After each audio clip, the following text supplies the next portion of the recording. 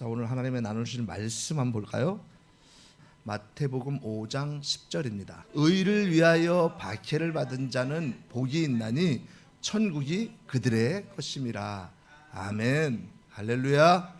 예수님은 우리의 왕이십니다. 예수님은 나의 왕이십니다. 예수님은 우리의 생명이시고, 예수님은 우리의 호흡이시고, 예수님은 우리의 전부이십니다. 예수님을 만나고요, 예수님을 회복하면 우리의 전부가 회복됩니다. 문제가 해결되고, 질병이 치유되고, 그리고 상한 심령이 회복되고, 그리고 우리의 길이 보입니다. 여러분, 우리는요, 내일 이 일을 알지 못합니다. 그래서 오늘 이 예배가 마지막 예배가 될 수 있습니다. 오늘 이 예배에 예수님을 꼭 만나야 돼요.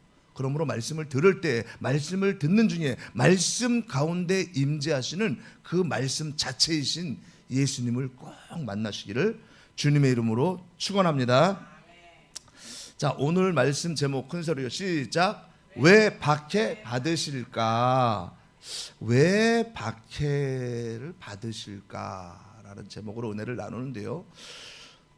세상에서 우리가 선하고 착한 일을 많이 할 때에는요, 이 돌아오는 결과는요, 큰 칭찬과 높은 권위와 어떤 명예, 그리고 모든 사람들이 다 우러러보는 자가 된다고 생각합니다. 당연하잖아요. 선한 일을 많이 하고 착한 일을 많이 하면은 존경하고 우러러보고 인정받고 그러잖아요. 그러나 인생을 살다 보면은요, 착한 일을 하고 그리고 선한 일을 하고 난 뒤에 칭찬과 격려와 존경이 아니라 오히려 착한 일을 하고도 오해를 받고 선한 일을 하고도 핍박을 받는 경우가 많습니다. 그래서 예로부터 지혜로운 노인들은요, 남의 일에 함부로 관여하지 말고, 그리고 불쌍하다고 함부로 도와주지 말라고 합니다. 인생을 살면서요, 누구를 위해서 의롭게 그리고 착하게 도와주는 것이 매우 중요하고 매우 가치 있는 일이지만, 그것을 통해서 오히려 화를 당하고 핍박을 받게 되는 것은요, 우리가 인생을 살 때 주변에서 수시로 목도할 수 있는 현상입니다. 인생을 살다 보면은요, 착하게 살고도 대접받지 못하고 실패한 자와 같이 쓸쓸히 인생에서 퇴장하는 자가 적지 않습니다. 반면에요, 악하게 살면서도 세상에서 무엇을 이룬 자처럼 크게 칭송받는 자도 많습니다. 인생이라뇨, 정상적이지 않은 경우가 이처럼 참 많습니다. 오늘 본문은 의를 위해 박해를 받은 자는 복이 있다고 합니다. 의를 위해 박해를 받은 자는 복이 있다. 만약 불의를 행하다가 박해를 받는 것, 곧 불법을 행하다가 감옥에 가는 것은 그 누구도 억울하지 않게 생각합니다. 그렇잖아요. 아니, 불법과 불의를 행하다가 처벌을 받고 징계를 받고 징벌을 받는 것은 당연한 거 아니에요. 우리가 죄를 지으면 당연히 교도소도 가고 재판받고 벌을 받잖아요. 이것은 누구나 받아들일 수가 있어요. 잘못한 게 있으니까. 그러나 의를 위해서 살았고 의를 위해서 수고했는데도 불구하고 박해를 받고 핍박을 받는다면 이것은 누구든지 받아들이기가 힘듭니다. 힘들어요. 살아계신 하나님께서 의롭게 산 자들은요, 박해로부터 철저하게 지켜줘야 되잖아요. 그렇죠? 의를 위해서 자신의 생명까지도 다 바쳤다면 그런 자는요, 실패가 아니라 그런 자는 성공한 자로 남아야 하고, 그리고 또한 사람들에게 존경을 받도록 역사해 주셔야 합니다. 그런데 하나님께서 의인이 의를 행할 때 지켜주지도 않고 또 박해를 받도록 그냥 내버려 두신다면 그럼 누가 의를 행하겠습니까? 누가? 여러분 생각해 보세요. 우리가 의를 행하고 선을 행하고 이렇게 열심히 사는데 박해를 받는다면 그러면 누가 그거 선을 행하고 의를 행하겠습니까? 의를 행하다가 박해를 받아야 한다면 이것이 얼마나 고통스러운 종교예요. 그렇죠? 이렇게 말씀한다는 종교는 얼마나 고통스럽습니까? 이 세상에 이 박해받는 것을 좋아하는 사람은 아무도 없습니다. 아무도. 하나님 위해서 의롭게 살 때, 하나님 계명을 잘 지킬 때, 모든 사람들을 위해서 희생할 때, 그때 하나님께서 잘 지켜주셔야 합니다. 그런데 하나님을 위해서 살았는데도 계속해서 박해를 받는다고 하면 누가 그런 하나님을 믿고 따르겠습니까? 누가 그런 하나님을 바라보고 그 하나님을 따라가겠습니까? 성경에 나타난 이 기독교 계명들은요, 때때로 보면 너무 무겁고 너무 지나칠 때가 참 많습니다. 성경은요, 의를 위해서 박해를 받으라고 합니다. 그것이 복되다고 말하지만, 그러나 여러분, 예수를 우리가 믿다가 사업이 망하고 자녀가 급사하고 가정이 갑자기 화재를 당하고, 뿐만 아니라 예수를 믿다가 암에 걸리고 그리고 교통사고를 당해도 천국을 생각하면서 참아야 한다면, 그러면 성경은 참으로 고통스럽고 성경의 계명들은 참으로 무겁습니다. 오히려 성경은요, 이렇게 기록해야 돼요. 이렇게 의를 위하면은 큰 복을 받는다. 선을 위하고 의를 행하면은, 그러면은 너는 하는 일마다 잘 될 거다. 남을 도와주고 남한테 의를 행하고 선을 행하면 너는 큰 축복의 사람으로 살 것이다. 이렇게 성경에 기록되어야지 정상아니에요. 그런데 가끔은요, 거꾸로 기록되거나 잘못 기록되었다고 생각할 만큼 힘들고 고통스러운 계명들이 하나둘이 아닙니다. 사랑하는 여러분, 하나님께서 인간을 처음 창조할 때는요, 인간은 어떤 죄도 없었어요. 모든 인간은요, 다 의로운 인간으로 깨끗한 자로 창조되었습니다. 아담과 하와가 모두 의롭게 창조된 의인이기 때문에 죄를 짓지 않는 인간으로 창조되었습니다. 의롭게 창조된 인간은요, 서로 간에 전혀 박해하지 않고 전혀 핍박하지 않았습니다. 서로 존중하고 서로 이해하고 서로 사랑하는 그런 매우 훌륭한 존재로 창조되었습니다.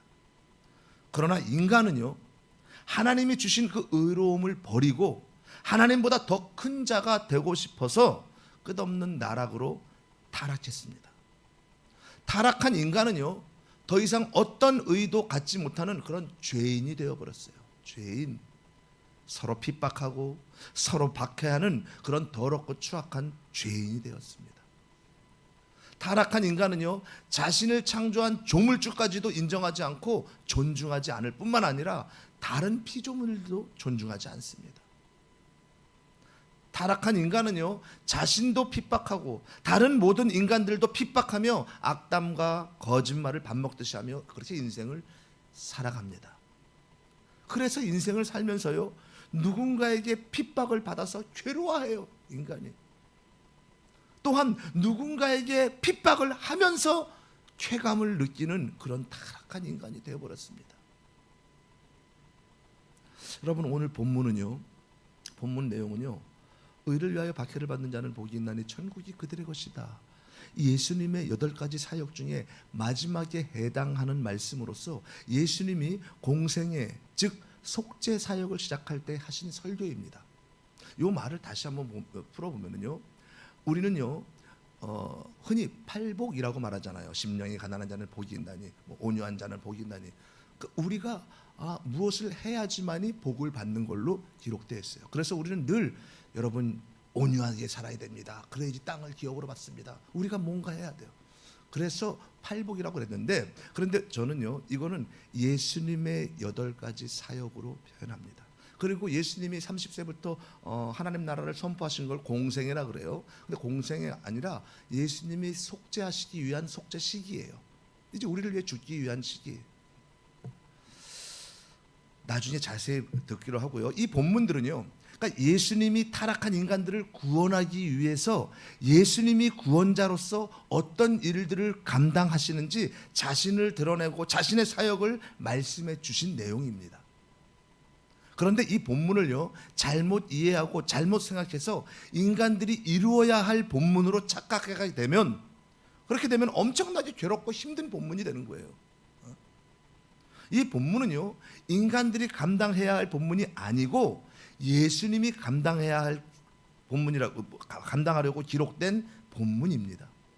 그래서 이 성경은요, 우리가 뭐를 열심히 해서 이렇게 해서 기록된 것이 아니라 모두가 다 예수님의 이야기예요. 예수님. 그래서 예수님께서 친히 그렇게 말씀하셨잖아요. 요한복음에 분명히 예수님이 말씀하셨어요. 너희가 성경을 영생을 얻고자 성경을 연구하거니와 그러나 이 성경은 나에 대해서 기록한 것이다 라고 분명히 말씀했어요. 너희들은 성경을 통해서 성경을 보고 내가 어떻게 해야지만 영생을 얻으려고 구원을 얻으려고 이런 것이 아니다. 예수님에 관한 내용이다. 다. 예수님은 의를 행하지만 결국 박해를 받게 된다고 자신에 대해서 언급하신 말씀입니다. 성경은요, 구원자가 어떻게 타락한 인간들을 구원하는지 그 방법과 사역에 대해서 매우 자세히 기록하고 있습니다. 예수님은요, 인간들을 구원하기 위해서 인간들의 모든 죄를 짊어지고 대신 죽음을 당하는 매우 큰 의를 행하지만, 그러나 인간들은요, 예수님이 자신의 죄로, 자기 자신의 죄로 죽는다고 생각하기 때문에 오히려 예수님을 죄인으로 핍박하고 죄인으로 박해하고 그리고 십자가에서 비참하게 죽임당하는 그런 본문입니다. 여러분, 모든 인간들은요, 어떤 의를 행하다가 큰 오해와 큰 박해가 일어나면 일반적으로 다 포기하고 그리고 그 일을 다 이루지 못하고 중간에 다 그만두고 실패할 수밖에 없습니다.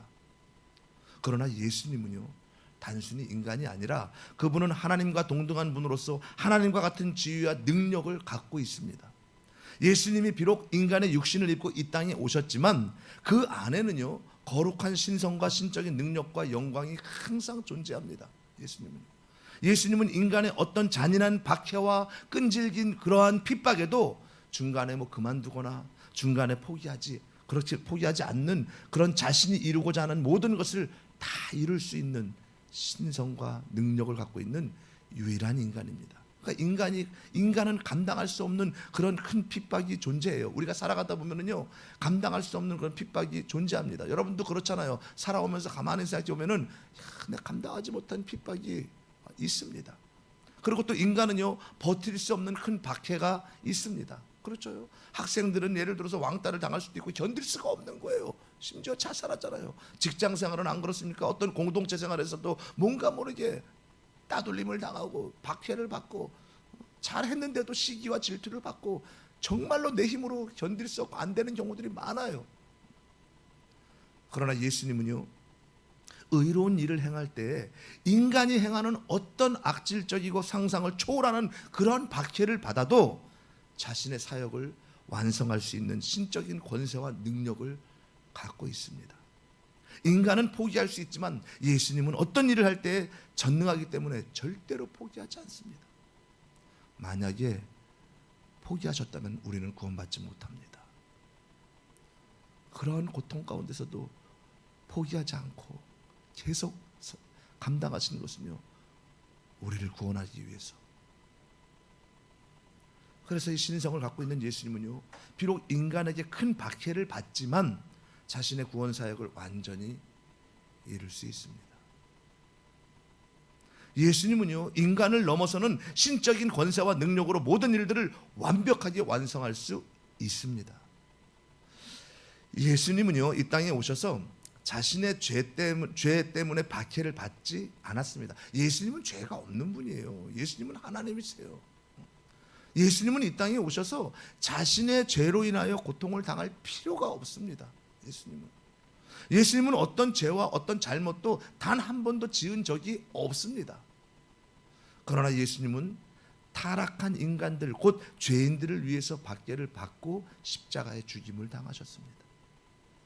예수님 당시에요, 종교 지도자들과 유대 백성들은요, 예수님이 이 땅에서 사역할 때 당했던 수많은 박해들은, 예수님이 박해를 많이 받았잖아요. 그런 박해들은 예수님 자기가 죄가 있기 때문에 하나님께서 허락하신 줄 알았습니다.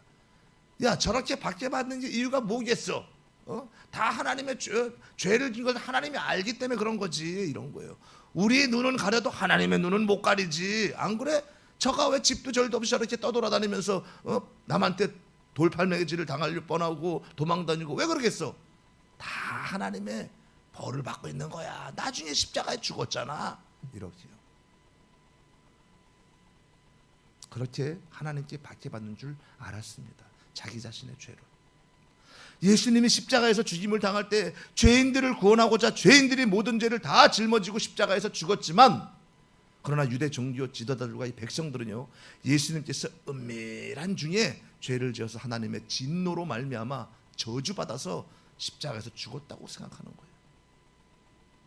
이처럼 예수님의 구원 사역은 오해와 모욕과 저주의 길이었습니다. 우리가 당해야 될 것들을 예수님이 대신 다 당하신 거죠. 죽음까지도. 예수님께서 이 땅에서 사역하실 때요, 유대인과 종교 지도자들은요, 점점 노골적으로 예수님을 돌로 쳐서 죽이려고 했습니다. 왜요? 아니, 예수님이 그들 앞에 나타나서 그렇게 말씀하시니까 그런 거예요. 내가 곧 길이요 진리요 생명이다. 나로 말미암지 않고는 아버지께로 올 자가 없느니라. 내가 포도나무고 내가 양의 문이고 나와 아버지는 하나이다. 이 말은 뭐예요? 자기가 하나님이라는 거 아니에요? 이러니까 바리새인들과 종교 지도자들은 가만히 있겠습니까? 이런 괘씸한 놈 하면서 우리가 네가 목수인 것을 다 아는데 너는 나사렛에서 요셉과 마리아의 아들로 동생들도 많잖아. 나이 30까지 네가 목수 생활하는 걸 내가 다 봤는데 우리가. 근데 네가 무슨 하나님 메시아라 그래? 그러는 거예요. 얘를 신성모독한다. 돌로 치죠 그러는 거예요. 그래서 예수님은요, 예루살렘 근처에 가지 못하던 때가 있었습니다. 가면 돌로 치니까. 그때 예수님이 사랑하던 나사로가 갑자기 죽습니다. 그러니까 예수님은요, 사랑하는 나사로를 다시 살리기 위해 유다 땅으로 다시 들어가야 되는 거예요. 나사로가 죽었던 베다니는요, 유대 땅으로서 예루살렘과 가까운 지역에 있어요. 그러니까 위험 부담이 있는 거예요. 예수님은요, 생명을 다시 살리기 위해서 죽은 자를 다시 살리는 그 의로운 일을 하기 위해서 박해가 심했던, 아니 어저께도 그 돌로 치는 거 피해서 도망왔잖아요. 박해가 심했던 그 유대 땅으로 제자들의 만류에도 불구하고 모든 위험을 감수하고 다시 들어갔습니다. 우리 요한복음 같이 한번 읽어볼까요? 요한복음 11장 7절에서 11절, 좀 길지만요 천천히 한번 읽어봅니다. 시작. 그 후에 제자들에게 이르시되 유대로 다시 가자 하시니 제자들이 말하되 라삐여 방금도 유대인들이 돌로 치려 하였는데 또 그리로 가시려 하시나이까. 예수께서 대답하시되 낮이 12시간이 아니냐. 사람이 낮에 다니면 이 세상에 빛을 봄으로 실족하지 아니하고 밤에 다니면 빛이 그 사람 안에 없는 고로 실족하느니라. 이 말씀을 하신 후에 또 이르시되 우리 친구 나사로가 잠들었도다. 그러나 내가 깨우러 가노라. 아멘. 제자들은요, 예수님께서 사랑하던 이 나사로가 위기에 빠진 것을 잘 알고 있었지만, 근데 유대 땅은 너무 위험하다고 예수님을 말리는 거예요. 예수님, 주여, 라삐여, 아니 어제도 그제도 돌로 죽임당할 뻔했는데 어떻게 거기를 또 가시려고 합니까? 그러나 예수님은요, 죽은 자들을 살리는 이 사역을 멈출 수가 없었습니다. 아무리 위험하다고 할지라도, 심지어 죽음에 이른다고 할지라도, 심한 박해가 기다린다고 할지라도 예수님의 의로운 사역은 멈출 수가 없었습니다. 이처럼 의로움이 무엇입니까? 의로움이라니요, 자신을 위한 것이 아니고 누군가를 구원해 주는 것이 진정한 의로움입니다. 구원해 주고자 하는 자가 자격 미달이고 악한 자이고 더러운 죄인이라고 할지라도 그런 자를 구원해 주는 것이 바로 의로움입니다. 그러나 인간은요, 모두가 다 타락했기 때문에 누군가를 절대 구원할 수가 없습니다. 오직 의로운 예수님만이 자신의 의를 의인에게, 악인에게, 그러니까 전가해 줄 수 있어요. 죄인, 악인에게 자기의 의를 전가해 줄 수 있습니다. 또한 예수님의 의로움은요, 악인에게 의로움을 전가해 주다가 모진 박해를 받잖아요. 모진 박해를 받지만 포기하지 않고 끝까지 죄인들을 살리기 위해서 자신의 생명을 죽음에 이르도록 자신의 의를 전가해 줍니다. 바로 이것이 예수님의 의로움입니다. 인간은요, 아무리 좋은 일을 해도요, 그 일을 완성할 수 있는 능력도 없습니다.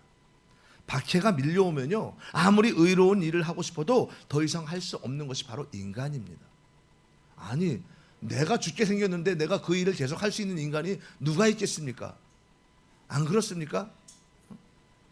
아니, 내가 착한 일을 하는데 남이 돌로 나를 치려고 그래. 그러는데도 불구하고 내가 그 일을 계속해서 할 수 있습니까? 그렇게 할 수 없습니다. 그 일을 포기해야 되죠. 그러나 예수님은요, 어떤 박해에도 불구하고 자신의 의로움을 더러운 자에게 다 전가해 줄 수 있습니다. 인간이 타락한 후에요, 다시는 인간에게서 어떤 의로움도 남아있지 않았습니다. 타락한 후에. 그러니까 성경은 분명히 기록해요. 의인은 없나니 하나도 없다고.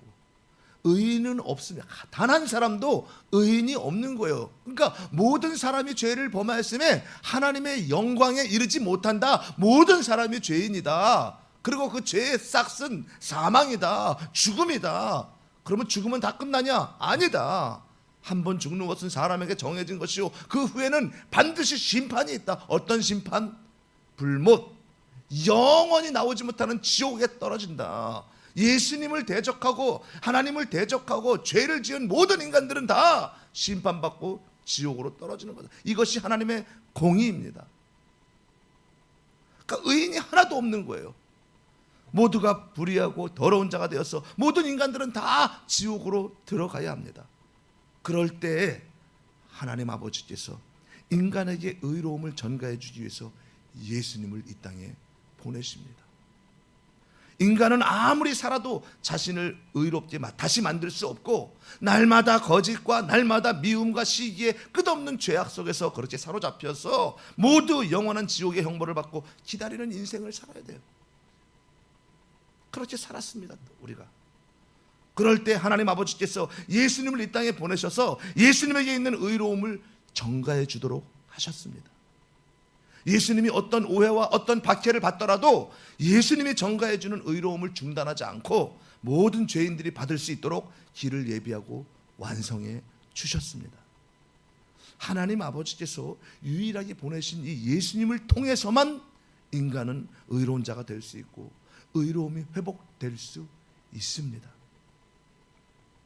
이렇게 더러운 인간이 깨끗한 의인이 되도록 하나님 아버지께서 은혜롭게 모든 길을 마련하시고, 하나님 아버지께서 영원히 천국에 들어갈 수 있는 길을 홀로 준비하시고 예수님을 통해서 완벽하게 완성하셨습니다.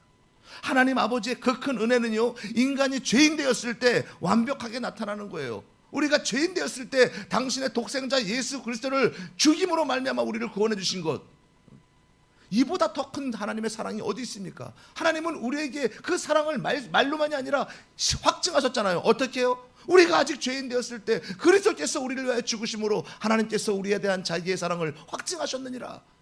이만큼 너희를 사랑한다.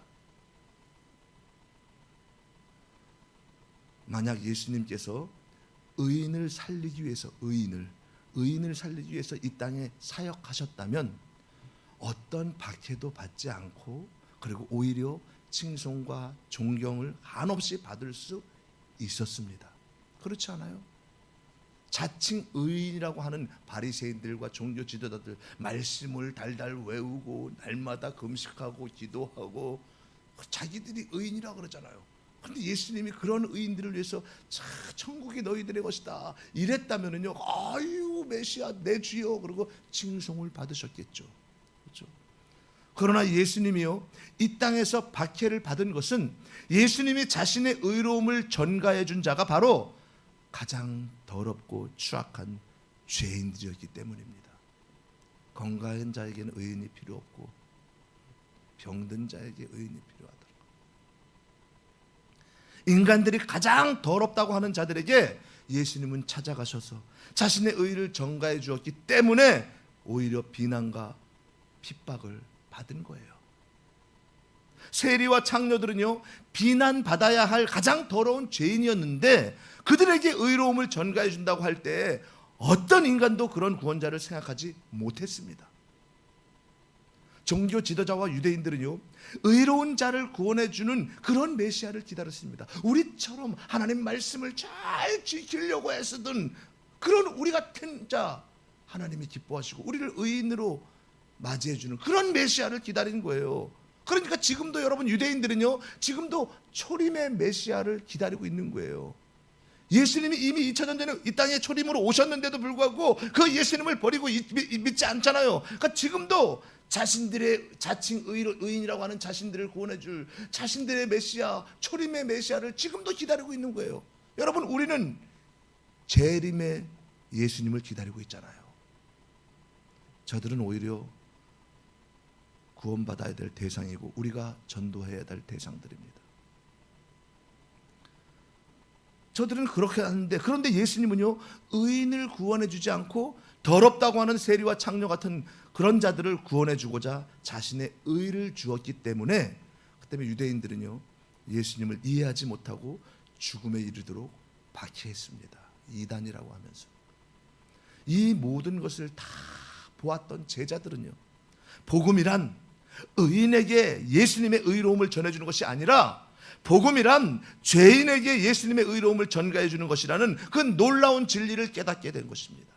진정한 복음을 알게 된 거예요. 복음이 뭐예요? 굿뉴스, 그러니까 기쁜 소식. 참된 기쁜 소식은 무엇이냐?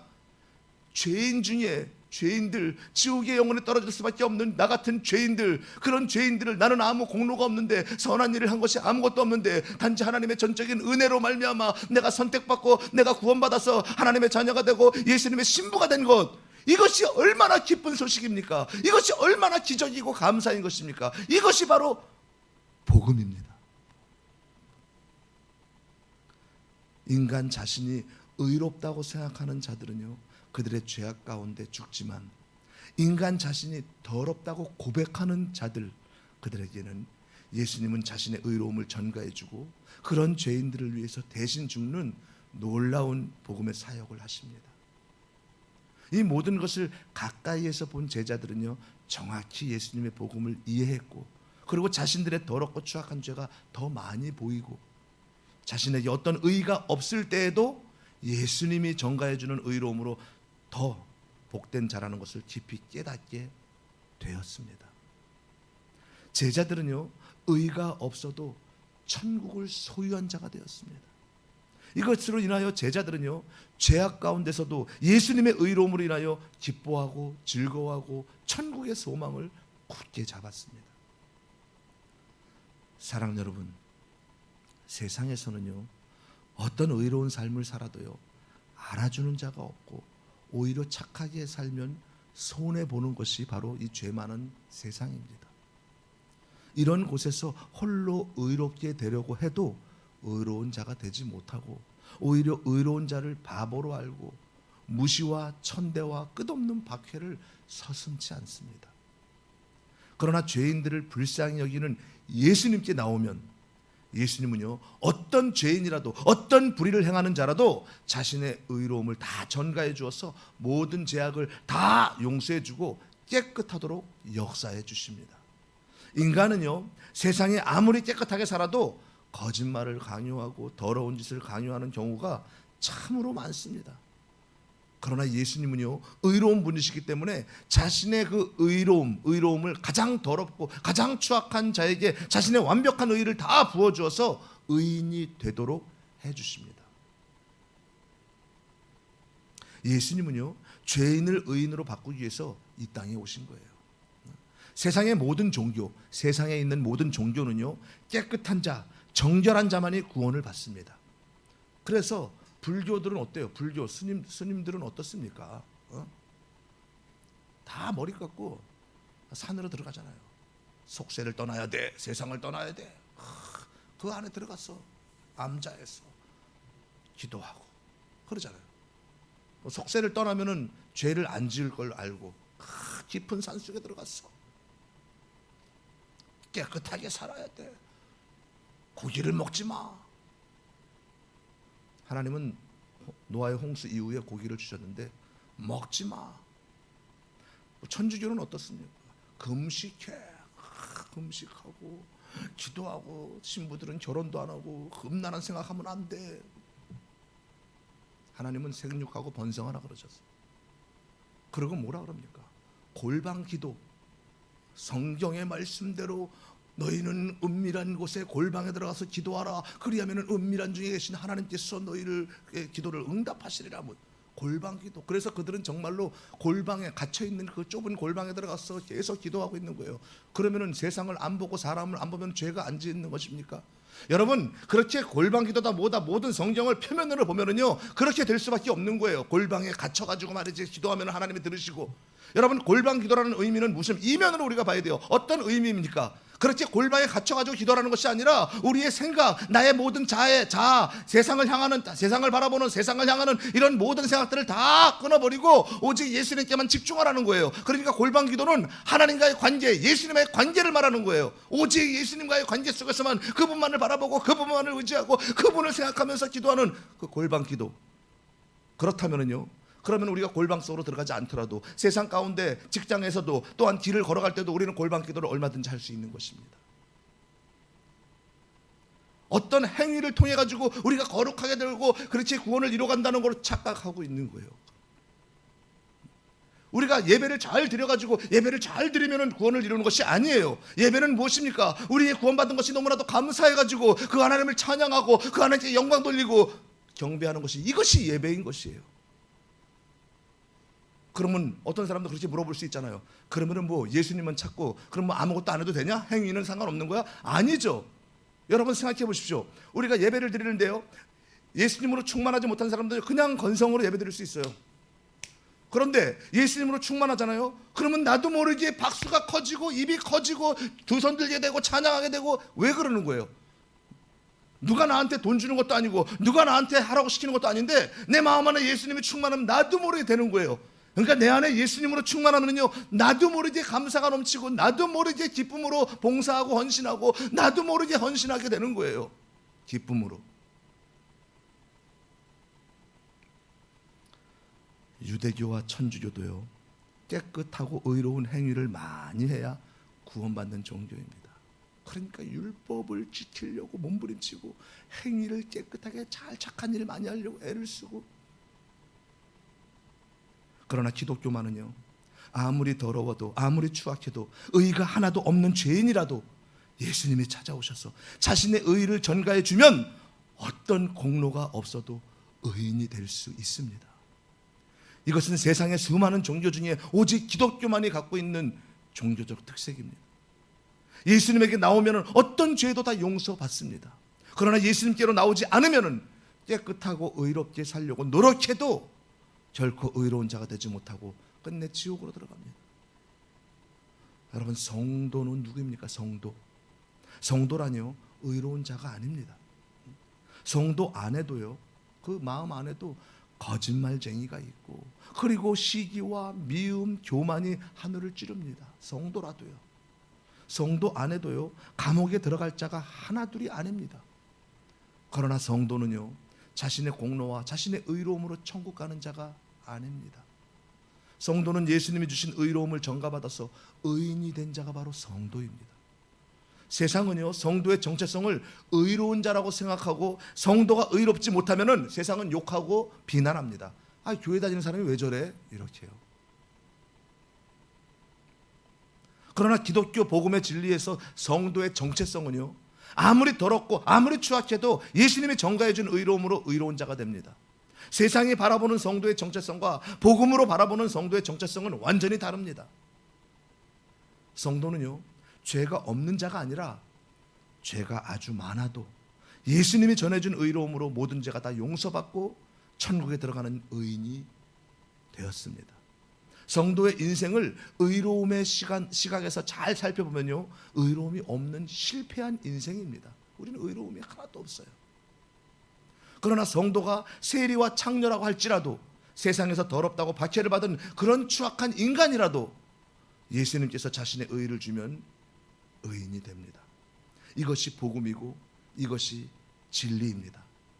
이런 복음과 진리 때문에 이해하기 어렵고 받아들이기 어려운 자들은요 실족해서 교회를 떠난 자들이 있습니다. 아니 잘못을 저질러서 감정이 폭발했는데 내 아들을 때렸어. 그런데 예수님 앞에 회개했으니 난 용서를 받았어요. 이런 말 하면은 마치 밀양 영화처럼. 그러면 실족해서 교회를 떠난 사람들이 있단 말이에요.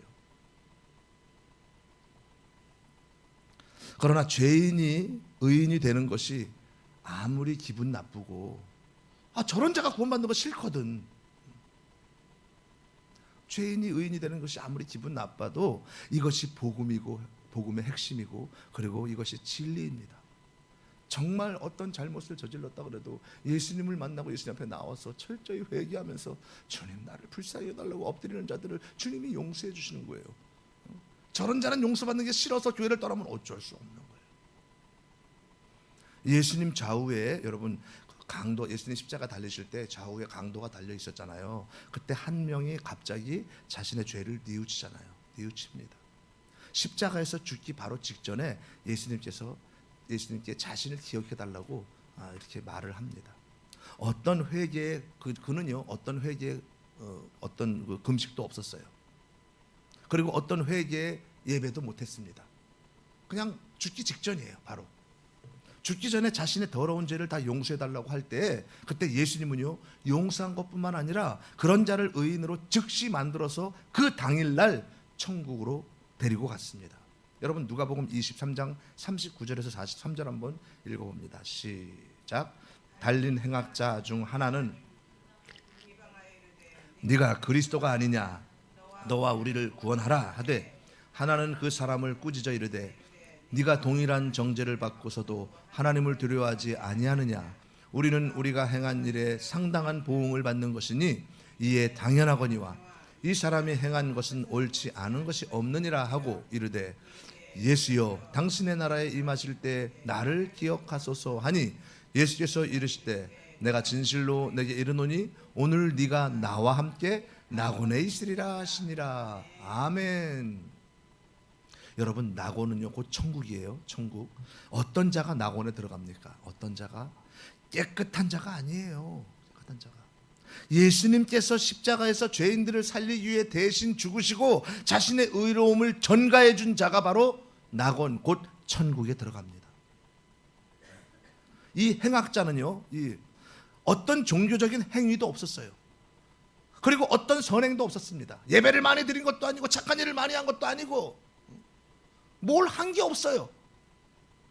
근데 예수님께서 바로 자신의 의를 전가해주고 모든 죄인들의 죄악을 다 짊어지고 타락한 인간과 하나님에게 박해를 받아서 십자가에 죽어주시고 그 사람 죄까지도 그리고 이제부터 더럽고 추악한 성도들에게 자신의 의로움을 다 전가해 주셨습니다.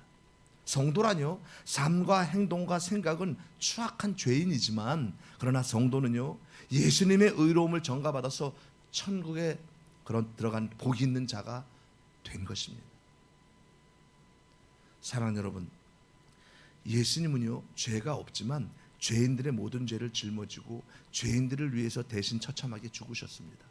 죄인들이 하나님의 진노로 십자가에서 죽어야 하는데 근데 대신 십자가에서 죽으신 거예요. 예수님은 죽고 우리들은 영원히 살았습니다. 예수님은요 죽어서 지옥으로 대신 들어가시고 예수님이 우리가 들어갈 지옥까지 예수님 들어가셨잖아요. 사망 권세 다 깨뜨리시고 3일 만에 부활하셨어요. 그리고 우리는 살아서 천국으로 영원히 들어갑니다. 예수님께서 말씀하시잖아요. 내가 곧 부활이고 생명이라고. 나를 믿는 자는 죽지 않고 살아서 나를 믿는 자는 영원히 죽지 않는다고 예수님 분명히 말씀하시잖아요. 예수님께서 받으신 박해는요 모두가 우리의 죄악으로 우리가 받아야 할 형벌이고 박해였습니다. 예수님은요 이것을 대신 받아서 우리를 다 살려주신 거예요. 누군가를 위해서 박해받은 것은 쉽지 않습니다. 우리가 그렇죠? 나를 위해서 받는 박해도 내가 참지 못하는데 견딜 수 없잖아요. 근데 다른 사람들을 위해서 내가 대신 박해를 받는다? 이거는 정말 못하죠. 그것은 너무 고통스럽잖아요. 그러나 예수님은요 의로움을 전가해 주기 위해서 박해받기를 주저하지 않았습니다. 이제부터 우리는요 예수님처럼 의로움을 행하다가 오해를 받고 박해를 받아도 그것을 복되다고 생각하고 천국에서 모든 것을 다 갚아주실 그 주님을 생각하면서 어린 자식들을 위해서 박해를 받아야 하고 그렇죠? 그리고 어린 신앙인들을 위해서 박해를 받아야 합니다. 교회에서 예수님을 닮아가는 자가 가장 존경받고 가장 훌륭한 자입니다. 죄인을 비난하고 죄를 책망하는 것은요, 교회 밖에서도 열심히 해요.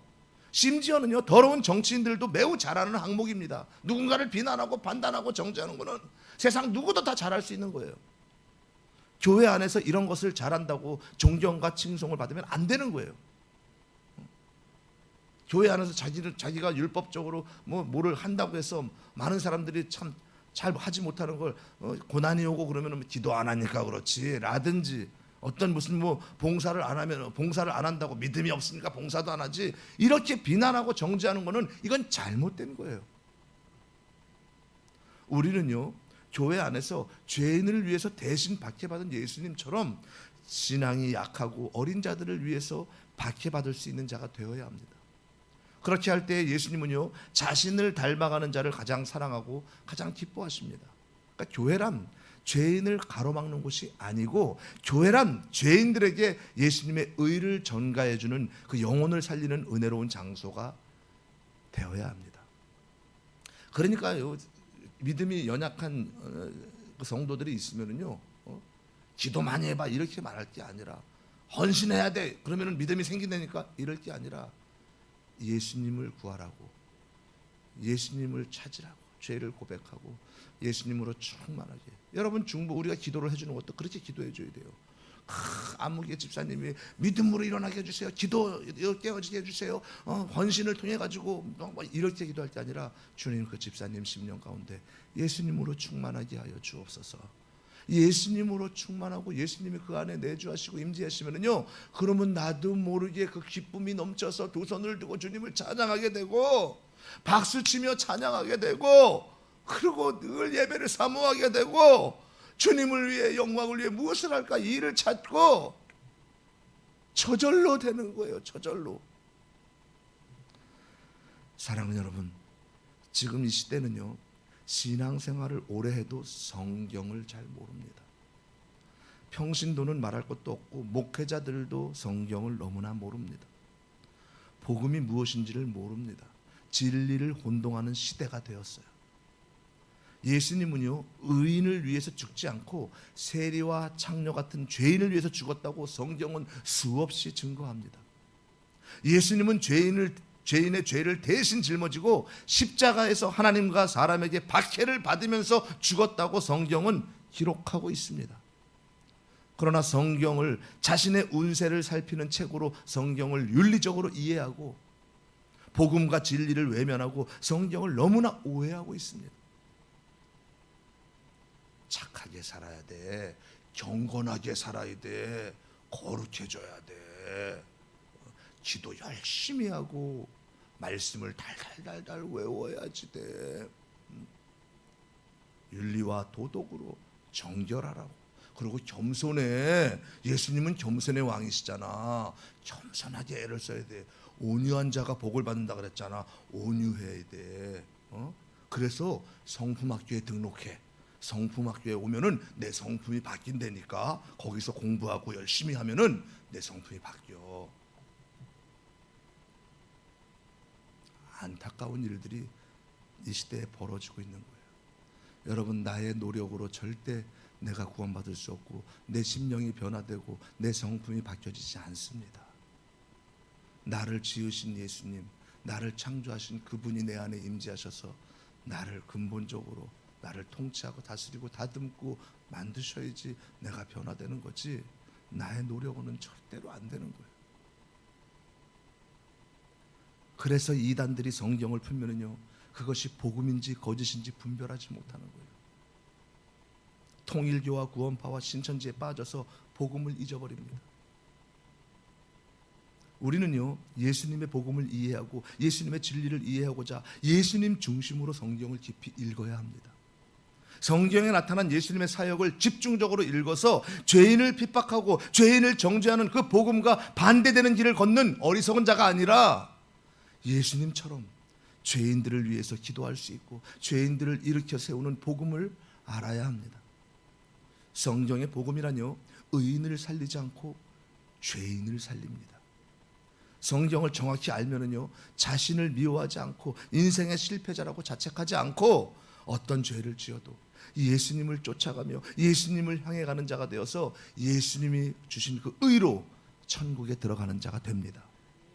가끔 우리는요, 내가 반복해서 짓는 죄가 있단 말이에요. 만약에 그럼 그 죄를 회개했단 말이에요. 근데 그 다음날 또 반복해서 그 똑같은 죄를 졌네. 나는 안 돼, 나는 안 돼. 나 같은 자는 천국 갈 수가 없어. 이렇게 자책하고 자신을 정죄하면 안 됩니다. 그럴 때는요, 우리가 기도해야 되는 거예요. 똑같은 죄를 반복해서 죄를 지으면요, 주님, 내가 이렇게 연약합니다. 내가 할 수 있는 것은 아무것도 없습니다. 어제 내가 이 죄를 통해서 회개했는데 오늘 내가 또다시 반복해서 짓는 이런 연약한 자가, 이 죄인이 바로 저입니다. 나를 불쌍히 여기소서. 그리고 주님 앞에 기도하는 거예요. 내 힘으로 안 됩니다. 그래서 예수님이 필요합니다. 예수님, 내 안에 임재하여 주옵소서. 나와 함께하여 주옵소서. 이 종을 붙잡아 주옵소서. 이렇게 우리가 이렇게 기도를 해야 돼요. 내가 죄를 안 짓게 해달라고 아무리 기도를 해도 우리는 죄를 지을 수밖에 없습니다. 또 죄를 짓습니다. 그렇죠? 그래서 우리는 예수님이 필요합니다. 나 같은 죄인이라도 예수님의 의를 전가해 주옵소서. 나를 긍휼히 여기시고 내 안에 충만히 임재하여 주옵소서.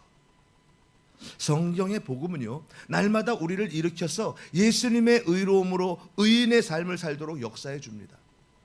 성경의 복음은요, 항상 우리를 실패한 자가 아니라 우리를 완성한 자로 평가해 주십니다. 완성된 자로 평가해 주시는 거예요. 예수님이 대신 죽어서 의로움을 전가해 주었다면 예수님께서 평생 동안 얼마나 많은 복을 주시겠습니까? 당신의 생명까지도 우리에게 주셨다면 그 무엇을 주지 않겠습니까? 그렇죠? 우리는 살아생전에 예수님께서 베푸신 은혜와 복을 다 세지 못합니다. 여러분 돌아보십시오. 내가 알지 못하던 때 주님께서 나를 얼마나 지켜주시고 나를 보호해 주시고 하셨는지 우리는 의식하지 못해도, 지금 걸어갈 때도요, 어떤 차가 나를 들이받을 수 있고 뒤에서 받을 수 있고 하늘에서 뭐가 떨어질 수 있고 땅에 도시가스가 터질 수 있고, 그런데 그 매 순간순간마다 주님이 나를 함께 하시고 천군 천사가 돌봐서 때마다 시마다 다,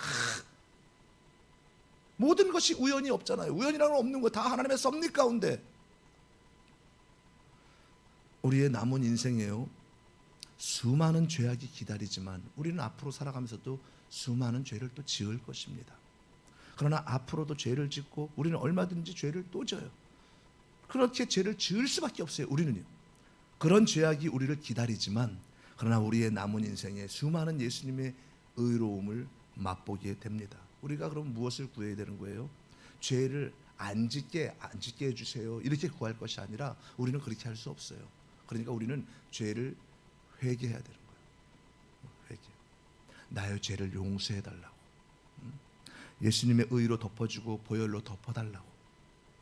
그래서 죽을 때 죄인으로 죽지 않고 우리는 의인으로 죽습니다. 그리고 이 천국에 곧바로 들어갑니다. 우리는 죽음 보지 않아요. 육신은 죽지만 우리는, 그러니까 성경은 그러잖아요. 죽음이라고 표현하지 않고 잔다 그래요. 우리는 늘 주님이 데려가실 때 주님이 영원히 죽지 않고 우리를 바로 데려가는 거예요, 천국으로.